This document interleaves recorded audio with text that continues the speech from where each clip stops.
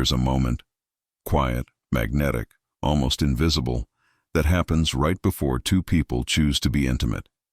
It's not just chemistry or attraction. It's energy recognizing energy, consciousness meeting itself through another. But have you ever wondered what truly happens beneath the surface when you decide to be intimate with someone? Beyond the body, beyond the emotions. What unfolds spiritually? Every intimate act is an energetic exchange. Think of it as two rivers merging. Each carries its own memories, emotions, and spiritual vibrations. When they meet, their waters don't remain separate. They mix, flow, and influence one another. That's why after being close to someone, you sometimes feel peace, and other times, confusion or emptiness. In spiritual terms, intimacy is not neutral. It's an opening, a temporary dissolving of boundaries. You allow another person into your energetic field, your unconscious patterns, your inner vibration. It's an invitation for transformation, but also for entanglement if done without awareness. Imagine your energy like a finely tuned instrument. Every encounter plays a note upon it. When both individuals vibrate in alignment, with mutual respect, emotional presence, and authenticity, the result is harmony. But when fear, guilt, or hidden wounds lead the connection, dissonance arises. You may feel drained, anxious, or suddenly burdened by emotions that aren't entirely yours. Spiritual intimacy is the sacred meeting point between love and awareness. It's the alchemy where two souls mirror each other's light and shadow. You might recognize parts of yourself in the other. Your tenderness, your fears, your unmet needs. That's the gift and the challenge of union. This is why some connections feel karmic. They awaken what has been sleeping. The person standing before you becomes both a lover and a teacher, showing you not only passion but also your deepest resistance to love. The ancients understood this. Intimacy was never casual. It was a form of energetic merging, a ritual of exchange. Modern culture, however, often separates the physical from the spiritual, turning something sacred into a momentary escape. And yet, your soul remembers. Every encounter leaves an imprint, a subtle trace of the energy shared. That's why healing after intimacy isn't about cutting ties in anger, but about cleansing the resonance. To take back your energy, you must first recognize where you've given it away unconsciously. As you listen, ask yourself, who have I allowed into my energy field, and what part of me were they reflecting? Because every connection tells a story of your own evolution. If this message resonates, take a moment to breathe deeply. Remember, awareness transforms energy. And if you're finding value in these reflections, consider liking this video and subscribing, not for numbers, but to stay connected to content that nourishes your spirit. In the next section, we'll go deeper, exploring how unconscious wounds shape our intimacy and how to transform these energetic patterns into conscious love. Let us look deeper into what happens energetically when we share our most intimate space with another soul. Every person carries not only emotions and memories, but energetic codes, vibrations shaped by their experiences, beliefs, and level of consciousness. When two people unite, these codes interact. They either harmonize, creating expansion and peace, or they clash, stirring confusion and emotional residue. This is why intimacy without emotional awareness often leads to spiritual exhaustion. It's like merging with someone's unprocessed energy. Their fears, insecurities, or unresolved wounds can subtly imprint upon your own field. You may find yourself feeling emotions that don't seem to belong to you, sudden sadness, anger, or restlessness that appears without explanation. It's not superstition, it's resonance. Your energy is sensitive, alive, intelligent, and it records everything. In relationships grounded in authenticity, this merging becomes an act of healing. Through vulnerability and love, both partners mirror what needs attention. One person's openness invites the other to drop defenses. Their shared intimacy becomes a sacred fire that burns away illusions, revealing truth beneath desire. But if the encounter is rooted in loneliness, distraction, or emotional avoidance, the fire consumes rather than purifies. You walk away not renewed but depleted, carrying fragments of the other's unintegrated emotions. This is how energetic cords form. invisible threads of connection that keep you tied to the memory of that person long after the physical bond has ended. You might still think of them unexpectedly, dream of them, or feel their energy when you least expect it. It's the echo of shared vibration seeking closure. Becoming conscious of this is not about guilt. It's about reclaiming your power. When you recognize that your energy is sacred, you begin to approach intimacy with reverence. You start asking different questions. Does this connection expand or contract my spirit? Does it awaken my heart or drain my light? True intimacy is not the merging of two incomplete beings searching for completion. It's the meeting of two whole souls choosing to explore deeper awareness together. Think of it like two candles. When they come close, their flames don't lose intensity. They amplify each other's light. That's how sacred intimacy feels. Energizing, expansive, nourishing.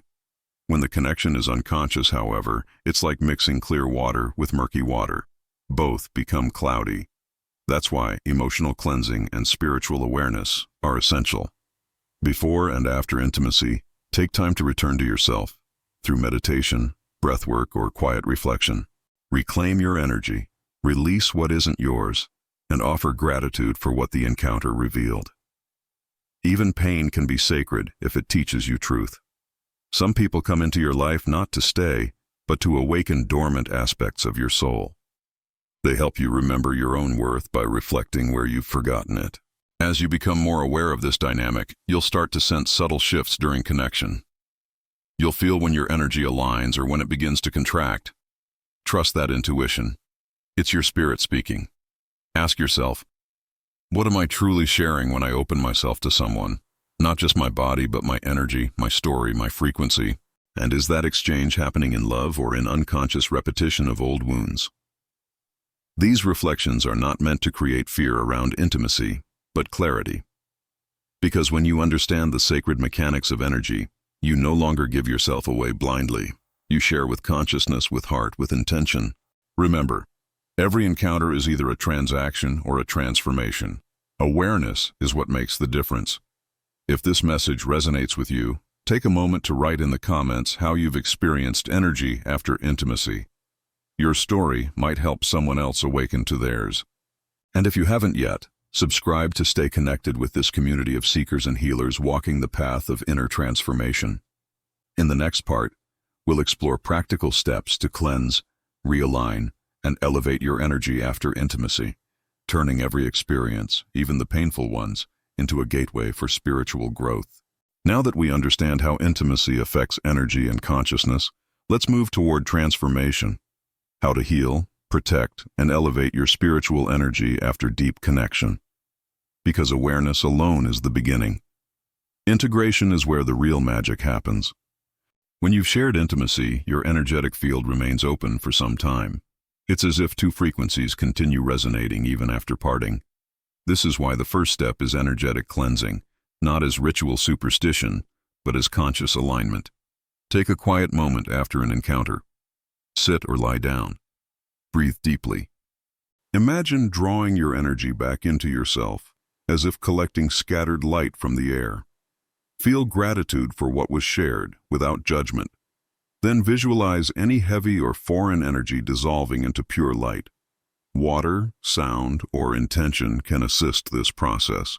A shower with awareness, music tuned to healing frequencies, or simply a moment of stillness with your hand on your heart.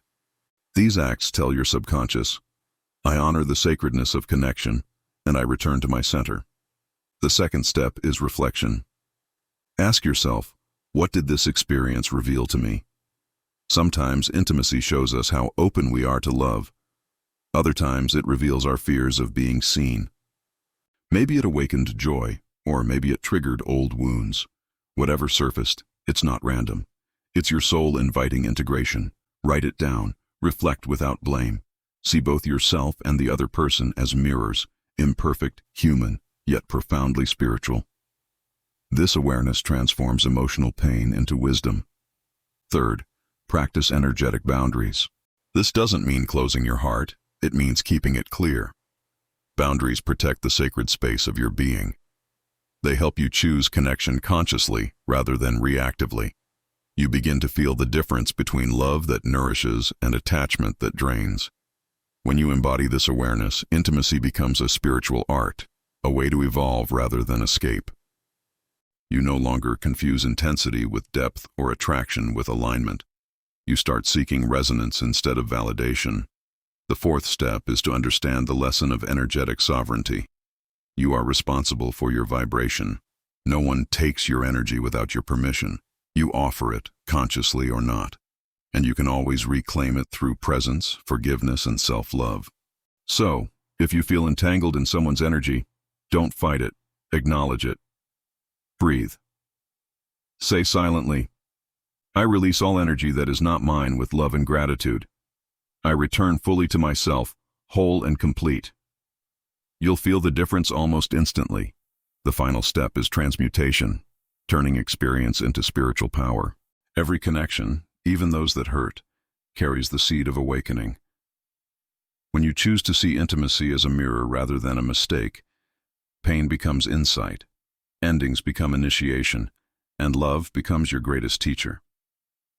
Because ultimately, spiritual intimacy is not about another person. It is about how deeply you meet yourself through them. The people who enter your life are not random. They are reflections of your inner landscape. They arrive to show you what you've healed and what you still resist. Some awaken your softness, others awaken your strength. Some open your heart, others break it. But both are sacred, because both move you closer to authenticity. So as you walk your path, remember, true intimacy begins within. The more you connect with your own essence, the more clearly you'll recognize alignment in others. From that space, connection is not about possession or fear of loss. It's about expansion, resonance, and shared growth. Let intimacy become your spiritual teacher. Let every encounter refine your awareness, deepen your compassion, and strengthen your energetic presence. When you approach closeness with consciousness, your relationships shift from draining to divine. Pause for a moment now. Feel your body, your breath, your heartbeat. Everything you've ever shared, every joy, every ache, has brought you here, to this moment of awareness. That's the beauty of the spiritual path. Nothing is wasted. If this reflection touched you, share it with someone who needs to hear it. Leave a comment about your own process of healing and awakening. And remember to subscribe if you want to keep exploring the mysteries of energy, consciousness, and transformation. You are not just a body seeking connection. You are a soul learning to remember its own light through love.